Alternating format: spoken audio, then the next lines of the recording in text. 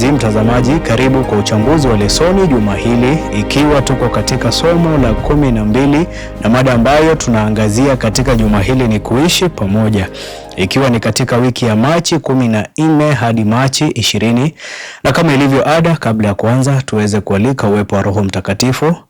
Mungu Baba, tunakuja mbele zako wakati huu tukiwa na shukrani kwa kutuleta pamoja na wasikilizaji popote walipo wakati huu ambao tunaenda kuchambua mada ya kuishi pamoja. Tunaomba Roho Mtakatifu akaweza kuwa mwalimu wetu, yale ambayo tutapata kujifunza katika siku ya leo yakaweza kutujenga na kutufanya tukawa karibu sana na wewe. Ni katika jina la Yesu tunaomba hata na kuamini. Amina. Fungu la kukariri linapatikana katika kitabu ni cha Wakolosai, sura ni ya 4 aya ni ya 6, nayo inasema, maneno yenu yawe na neema siku zote, yakikolea munyu, mpate kujua jinsi iwapasavyo kumjibu kila mtu.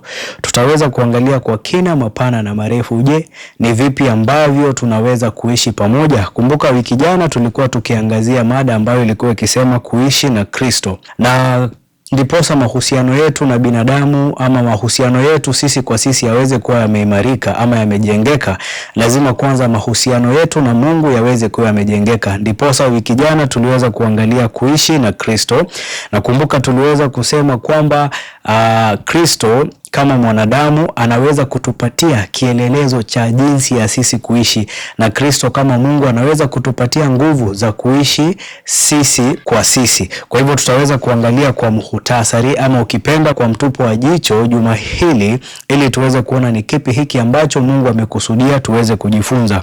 Na nitanukuu mwandishi wa lesoni katika siku ya Sabato mchana aya ya 1, ambapo anasema, wakati watu wanaishi na kufanya kazi kwa ukaribu, wanakutana na changamoto mbalimbali. Tofauti za maoni zinaweza kusababisha mvutano, mabishano yanaweza kutokea. Uhusiano wa karibu zaidi ni muhimu zaidi kwa kila mtu katika uhusiano huo kuendelea. Sijui wewe kama umekumbana na hili pengine kazini, nyumbani, ama unapotangamana na watu katika pilka na shamra za siku zako. Kuna wakati mwingine unapata kwamba mnakwaruzana na mtu, wakati mwingine unapata kwamba kuna mambo mengi sana ambayo yanaweza kuleta utofauti, lakini kwa utofauti wote, je, ni vipi ambavyo tunaweza kuishi pamoja? Tutaweza kuangalia kwa kina mapana juma hili, tuweze kudadavua mada hii, tuone Mungu amekusudia nini.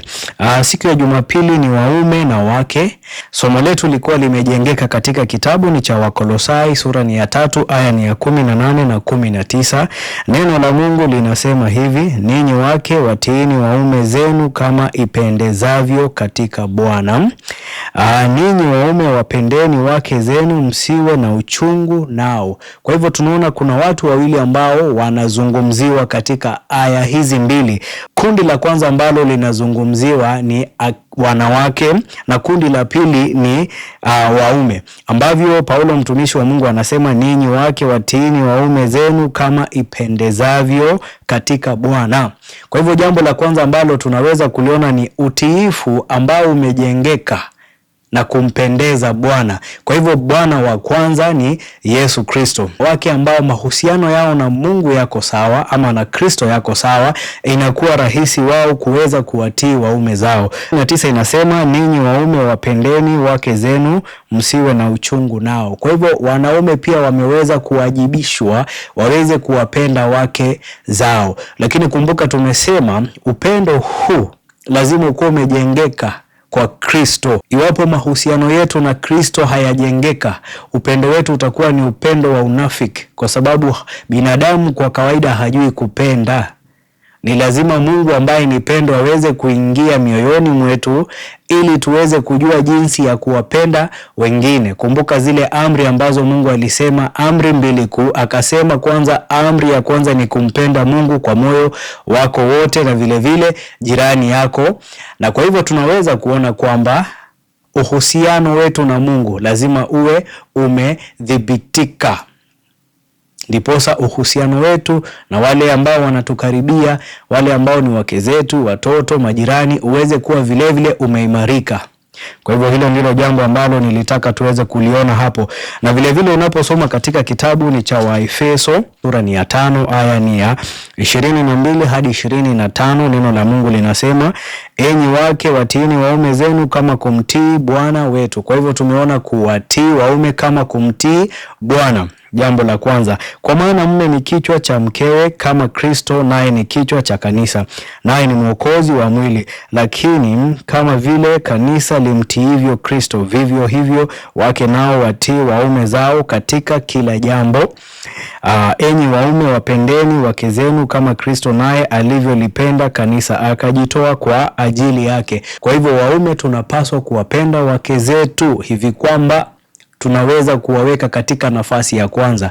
Kumbuka Kristo aliweza kulifia kanisa ili kuweza kulikomboa. 24 inasema, lakini kama vile kanisa limtiivyo Kristo, vivyo hivyo wake nao wawatii waume zao katika kila jambo. Je, iwapo si jambo ambalo linaendana sawasawa na neno la Mungu, je, wanapaswa kutii? Labda mume wako amekwambia twende tukaibe, utaweza kulifuata hilo ama utaweza kulihoji na neno la Mungu? Uweze kusema kwamba unaposoma maandiko tunaagizwa kutoiba. Kwa hivyo tunapokuwa tunaagizwa hapa kuweza wake waweze kuwatii waume zao kwa kila jambo, ni kila jambo limpendezalo Kristo. Kwa hivyo tutakapokuwa tunatoka nje ya hiyo, tutakuwa tumepoteza mwelekeo. Nitamnukuu mwandishi wa lesoni ambaye anasema, upendo wa Kristo kwa kanisa katika kujitoa kwa ajili yake unaonyesha jinsi wanaume wanapaswa kuwapenda wake zao. Watakuwa waaminifu bila kujali gharama. Watafanya maamuzi ambayo ni kwa manufaa ya mke, ingawa kwa kawaida maslahi haya yanapaswa kukubaliwa nao wote. Upendo wa namna hii hufanya iwe rahisi kwa mke kutii amri ya Mungu ya kumheshimu mke wake. Ndoa ya Kikristo yenye afya ina sifa ya kuheshimiana, kushauriana, kufikiria mambo pamoja na kufanya maamuzi pamoja.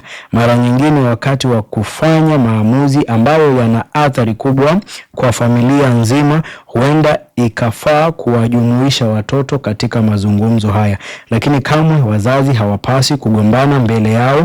Baada ya utaratibu kama huo, ikiwa mume na mke hawawezi kuwafikiana, njia ya kibiblia ya amani ni mke akubali maamuzi ya mume wake, mradi hayaendi kando na neno la Mungu.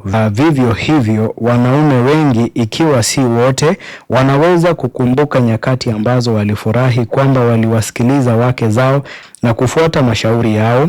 Kadiri mume na mke wanavyofanya kazi pamoja wakiwa timu, ndivyo ndoa itakavyokuwa yenye furaha. Kwa hivyo la kujifunza ni kwamba tuweze kushirikiana katika maamuzi ambayo tunafikia katika familia zetu, na mume wa familia ambaye ni kuhani mkuu anapokuwa yeye ni mcha Mungu, yale ambayo atakuwa akiamua yatakuwa yamejengeka kwa neno la Mungu. Kwa hivyo lazima tuweze kujengeka kwa Kristo ili maamuzi ambayo tunafanya yaweze kuwa ni maamuzi ambayo yanaweza kuendeleza familia zetu. Ikiwa sivyo, tukimpatia shetani nafasi katika familia zetu, ataweza kutuvuruga na itakuwa vigumu kuweza kufikia uamuzi wowote. Hivyo familia zetu zitakuwa zimedhoofika, na hili ndilo kusudi la shetani, kuhakikisha kwamba amedhoofisha familia, kwa sababu anajua iwapo familia zitakuwa zimejengeka ndani ya Kristo, ni kumaanisha jamii itakuwa imejengeka, kanisa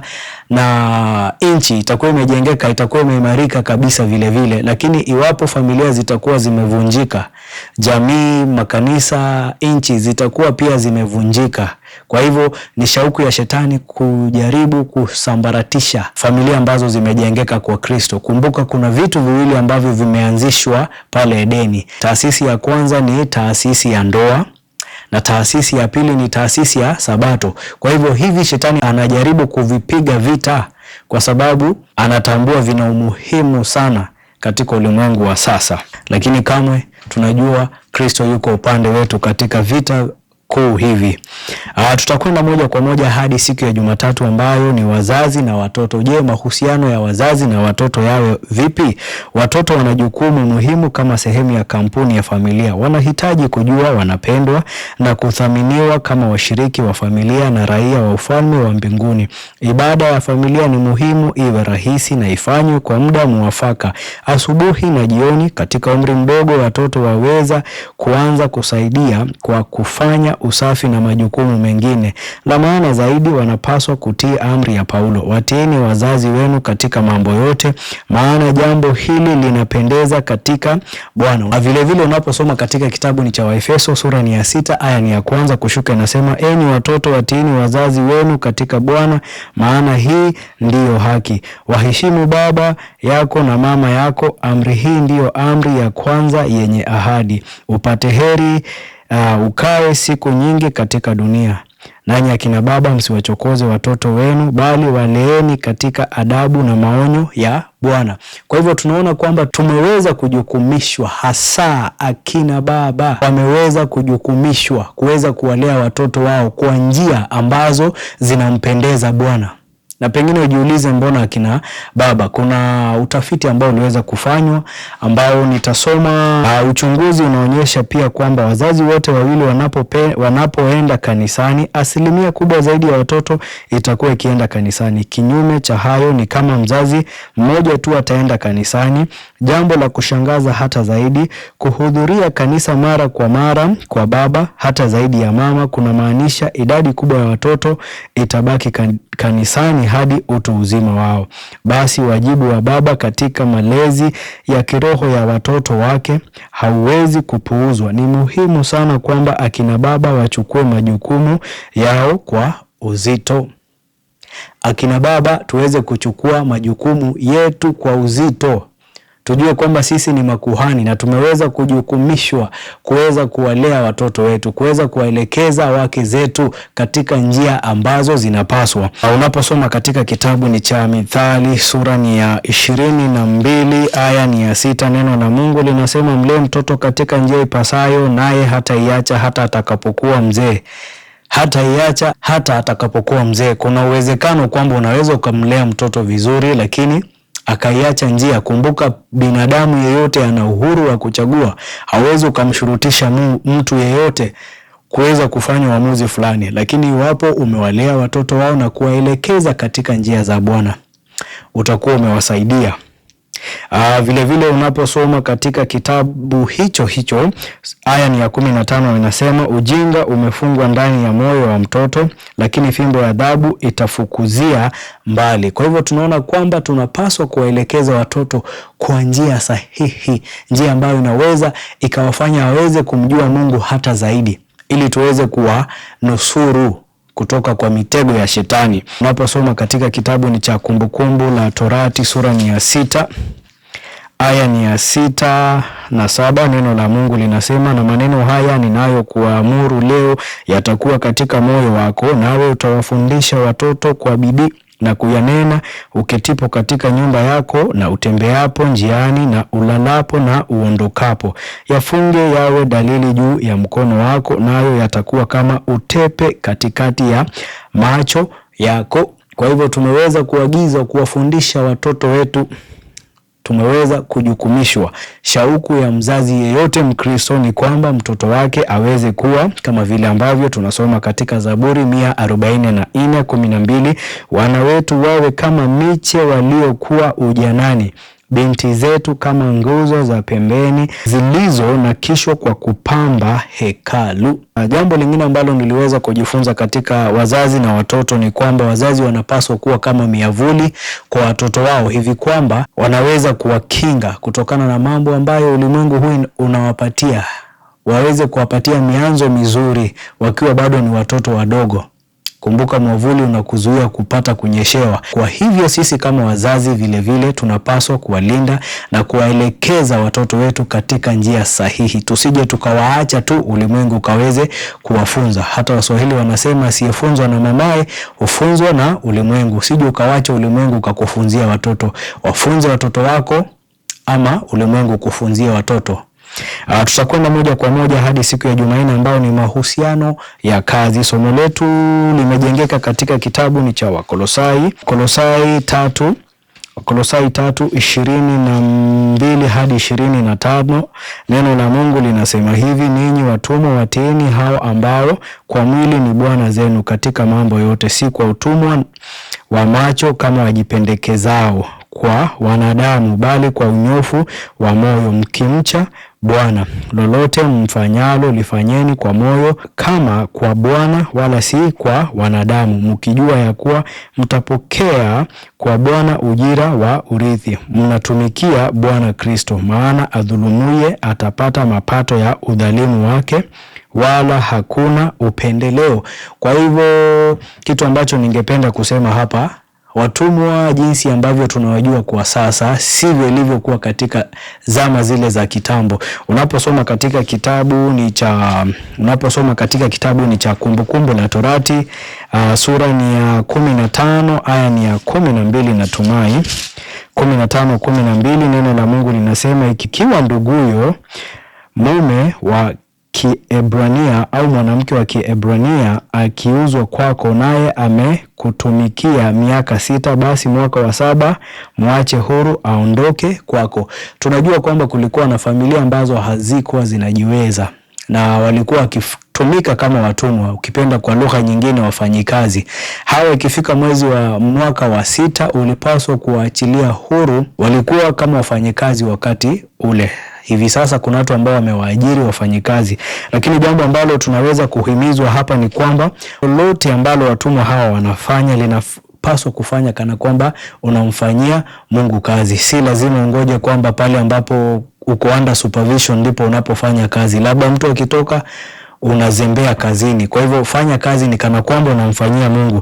Lakini 24, najua mkijua kwamba mtapokea kwa Bwana ujira wa urithi, mtamtumikia Bwana Kristo, maana adhulumie atapata mapato ya udhalimu wake, wala hakuna upendeleo. Kwa hivyo Mungu hapendi upendeleo na Mungu hadhulumu, ndiposa anaambia pia hawa waweze kufanya kazi bila kuwadhulumu wengine. Mabwana pia vile vile hawapasi kuwadhulumu wale ambao wanawatumikiza ama wale ambao wanawatumikia.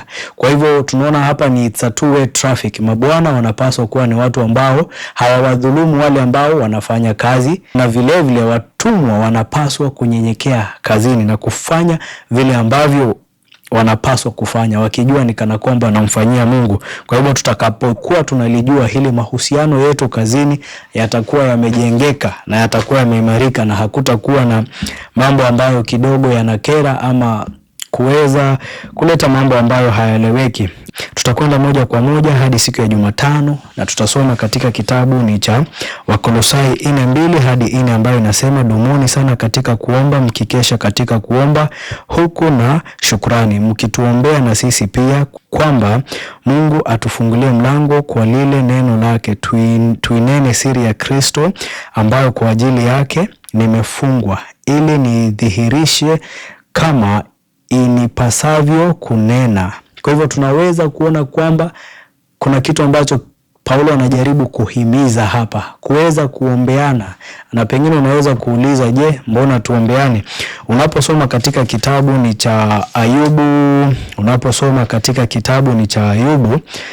sura ni ya 42, Ayubu 42, aya yake ni ya 10. Neno la Bwana linasema, kisha Bwana akageuza uteka wa Ayubu hapo alipowaombea rafiki zake. Bwana naye akampa Ayubu 2 kuliko hayo aliyokuwa nayo kwanza. Kwa hivyo tunaona kwamba Ayubu kwa kuomba ama kuombea wale marafiki zake kuliweza kufanya akaweza kupokea kitu fulani. Kwa hivyo na sisi tunapowaombea marafiki zetu, wale ambao wanatukosea, kuna kitu ambacho kinafanyika, mahusiano yetu na wao yanakuwa yameweza kujengeka. Iwapo kuna kitu ambacho kinajaribu kutukwaza, Mungu ataweza kukiondoa, kwa sababu mara nyingi wakati ambapo hatuombi tunampatia nafasi shetani ya kuweza kutukoroga na kuweza kututenganisha. Unapata kwamba tumeweza kutengana na marafiki zetu, ama tumeweza kutengana na watu wengi kwa sababu ya kuzembea katika maombi. Baadhi ya maneno muhimu tunayoweza kumwambia mtu ambaye anahangaika na masuala ya aina mbalimbali, iwe familia, afya, pesa au kitu kingine chochote, ni ninakuombea. Hii ni njia inayochaguliwa ya mbinguni ya muunganisho na mwingiliano. Ni sehemu ya mpango wa Mungu kutujalia kwa kujibu maombi ya imani kile ambacho asingetupatia ikiwa hatungekiombea. Kwa hivyo tunaona kwamba kuna nafasi ya maombi katika unaposoma katika kitabu ni cha Samueli wa kwanza, sura ni ya 12 aya ni ya 23, inasema, lakini mimi hasha, nisimtende Bwana dhambi kwa kuacha kuombea ninyi, lakini nitawaelimisha katika njia iliyo njema na kunyoka. Kwa hivyo tunaona kwamba wakati mwingine kutowaombea watu inakuwa ni dhambi kwa Bwana, kwa sababu iwapo una nafasi ya kuombea watu, mbona uzembee kuombea? Kwa hivyo tumeweza kujukumishwa kuweza kuombea watu, na tunapokuwa tunawaombea tunaona ni kana kwamba tunawaelimisha katika njia iliyo njema na kunyoka, kwa sababu unaposoma katika kitabu ni cha Yakobo 5:16 na 17, neno la Mungu linasema, ungameni dhambi zenu ninyi kwa ninyi na kuombeana mpate kuponywa. Kuomba kwake mwenye haki kwafaa sana, akiomba kwa bidii.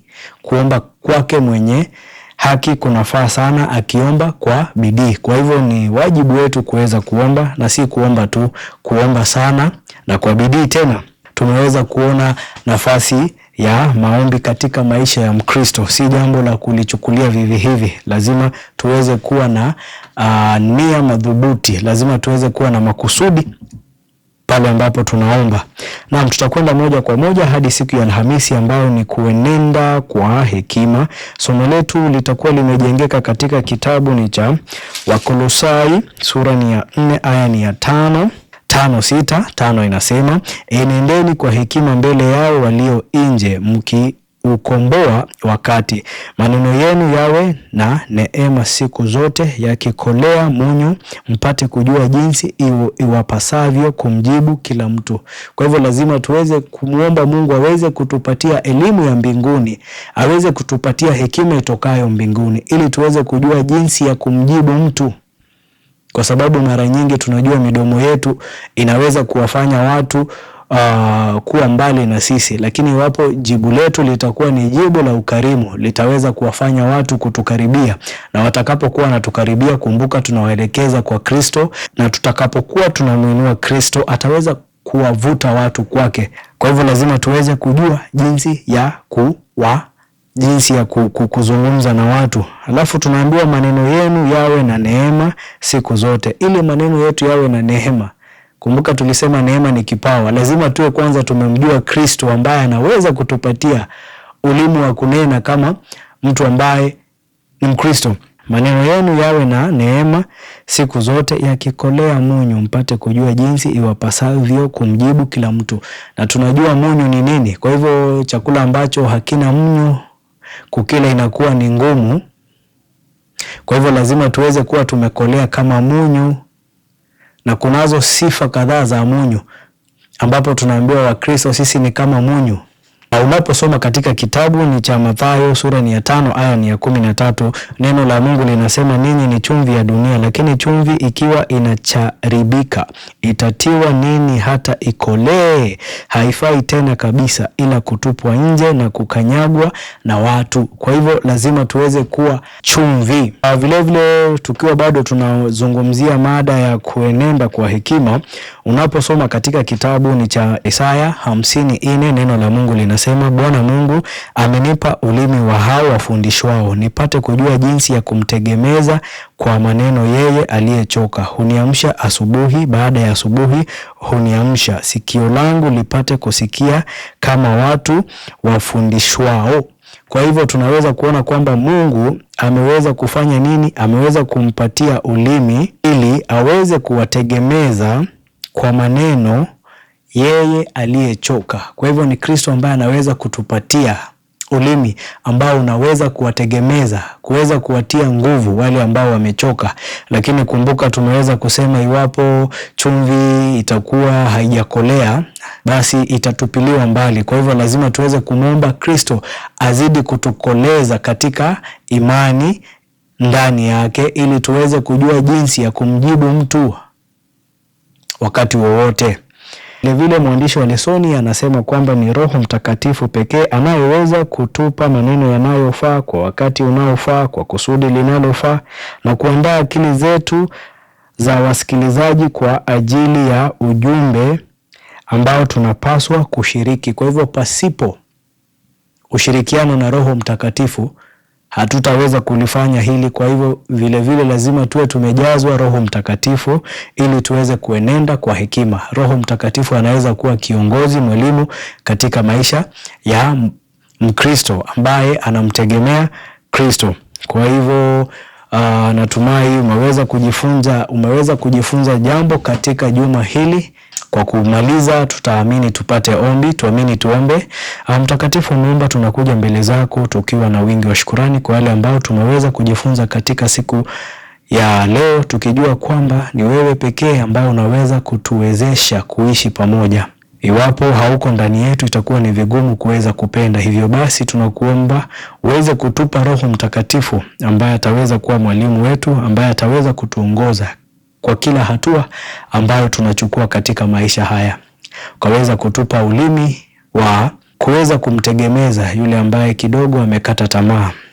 Tukaweza kuwa chumvi katika ulimwengu huu ili tukaweza kukuinua wewe, na tutakapokuinua watu wataweza kuvutwa kuja kwako. Kwa hivyo ni shauku yetu kwamba utaweza kututumia kama mawakala wako. Ni katika jina la Yesu tunaomba hata na kuamini. Amina.